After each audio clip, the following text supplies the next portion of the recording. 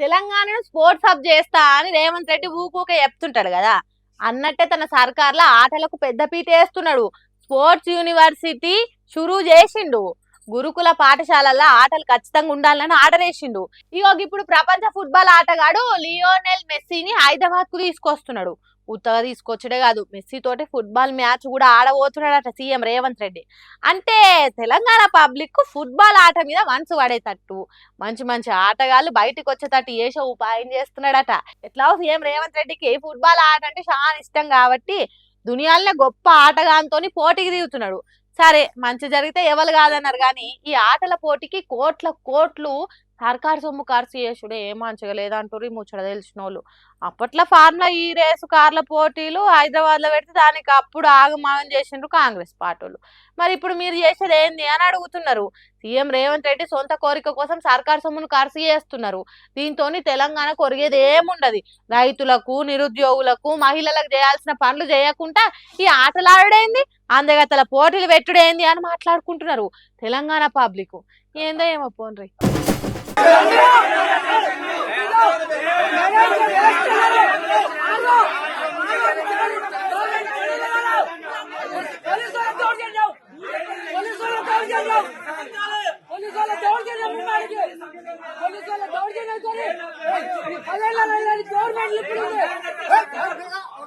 అరాచకానికి అంగిలాగేస్తే ఎట్లుంటదో అట్లనే ఉన్నాయట కాంగ్రెస్ లీడర్లు, సర్కార్ ఆఫీసర్లు చేస్తున్న పని.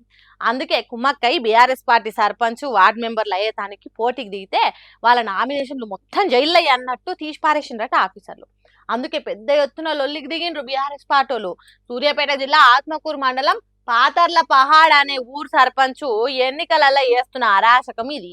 మరి అట్లా చేయకుండా ఎన్నికలకు దిగితే గెలవలేక ఇట్లా చేస్తున్నారో, లేకుంటే బీఆర్ఎస్ పార్టీ క్యాండిడేట్ కు భయపడి నామినేషన్లు చెల్లదంటున్నారో ఏమో కానీ కాంగ్రెస్ పార్టీలు, ఆఫీసర్లు పల్లెలలో ప్రజాస్వామ్యాన్ని పాతర పెడుతున్నారని అంటారు బీఆర్ఎస్ పార్టీలు. ఇట్లా చేస్తే మంచి మంచి గెలుచుడేమో గాని అధికారంలో ఉన్న పార్టీ మనిషి మాత్రం పక్కా గెలుస్తాడు. మరి అసోంటి దానికి ఎన్నికలు ఎందుకు పెట్టుడు? సర్పంచ్, వార్డు మెంబర్ల పదవులను నామినేషన్ పోస్టుల కిందికి తీసుకొస్తే అయిపోయాయి. దానికి ఎన్నికల కమిషన్ ఎందుకు? ఓట్లేసే ఏర్పాట్లు చేసేదానికి సర్కార్ పైసలు ఖర్చు చేసుడు ఎందుకు? ఊరుకు మేలు చేద్దామని బరిలకు దిగిన వాళ్ళని తప్పించే ఉపాయాలు వేస్తే ఎవరు మాత్రం ఏం చేస్తారు చెప్పుండ్రి. ఇట్లా చేసుడు దేశ ప్రజాస్వామ్యాన్ని పాతర పెట్టినట్టు కాదా? దేశానికి ఉన్న రాజ్యాంగాన్ని అవమానించినట్టు కాదా? ఇంత ఘోరంగా ఎన్నికలు నిర్వహించి గెలుచుడు అదో గెలిపేనా?